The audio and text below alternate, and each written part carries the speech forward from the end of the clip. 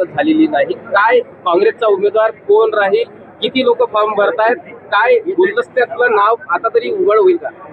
मी आताच आमच्या सगळ्या काँग्रेसच्या आणि आमच्या अलायन्सच्या प्रतिनिधींना या ठिकाणी बोलत असताना सांगितलं की माजी आमदार दिलीप बनसोड हे आमचे काँग्रेसचे या ठिकाणी उमेदवार आहेत आणि प्रफुल्ल अग्रवाल आणि नरेश ईश्वरकर हे त्याला सपोर्टमध्ये फॉर्म भरणार आहेत। आणि ज्या पद्धतीनं आमचे विरोधी पक्षाची लोक अपप्रचार करायला सुरुवात केली, दबाव तंत्राचा वापर सुरू केला,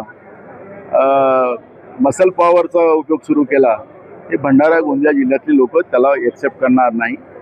आणि पोलिसांचा दबाव आणून खोट्या कारवाया करायचं काम या लोकांनी केलं। जिथं एक मन आहे की फडणवीस घबराता है तो पुलिस को आगे बढ़ाता है, तर तशा परिस्थितीत आज भंडारा गोंदियातली परिस्थिती करून ठेवलेली आहे।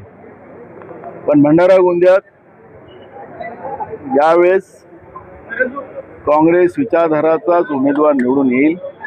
आणि जे काही आज आपण या जिल्ह्यामध्ये पाहतोय, शेतकरी असतील, शेतमजूर असतील, बेरोजगार असतील, महागाई असेल, हे सगळे मुद्दे या निवडणुकीच्या माध्यमातून या वोटरच्या मनावर आहेत।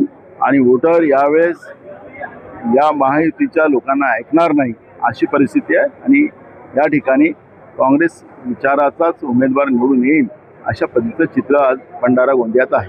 असतील, महागाई असेल, हे सगळे मुद्दे या निवडणुकीच्या माध्यमातून या वोटरच्या मनावर आहेत। आणि वोटर यावेळेस या महायुतीच्या लोकांना ऐकणार नाही अशी परिस्थिती आहे। आणि या ठिकाणी काँग्रेस विचाराचाच उमेदवार निवडून येईल अशा पद्धतीचं चित्र आज भंडारा गोंदियात आहे। शेवटचं फायनल कोणावर डिसिजन, फायनल नाव कोणाचं होईल, कधीपर्यंत क्लिअर होईल हे आम्ही सांगितलं आहे। आता आम्ही दिलीप बनसोड यांचा फॉर्म आम्ही भरलेला आहे काँग्रेस पक्षात आणि 2 उमेदवार आम्ही त्याला सपोर्टेड टाकलेले आहे। 4 तारखेला या सगळ्या गोष्टीचं एकदम क्लिअरिटी आपल्या सगळ्याच्या समोर येईल। प्रफुल्ल अग्रवाल यांच्या देखील नावाची चर्चा होती, काय सांगाल? आम्ही विचार केलेला आहे, कारण की राजकारण हे एक रणनीतीचा भाग असतो आणि रणनीतीचा भाग असल्यामुळे त्या पद्धतीची एक रणनीती आम्ही तयार केलेली आहे। आणि मला वाटतं की याच्यातली एकदम स्पष्टता आपल्याला 4 तारखेला कळेल। नाना जी, आप 2 नाम जो बता रहे हैं अभी, आम्ही विचार केलेला आहे, कारण की राजकारण हे एक रणनीतीचा भाग असतो आणि रणनीतीचा भाग असल्यामुळे त्या पद्धतीची एक रणनीती आम्ही तयार केलेली आहे। आणि मला वाटतं की याच्यातली एकदम स्पष्टता आपल्याला 4 तारखेला कळेल।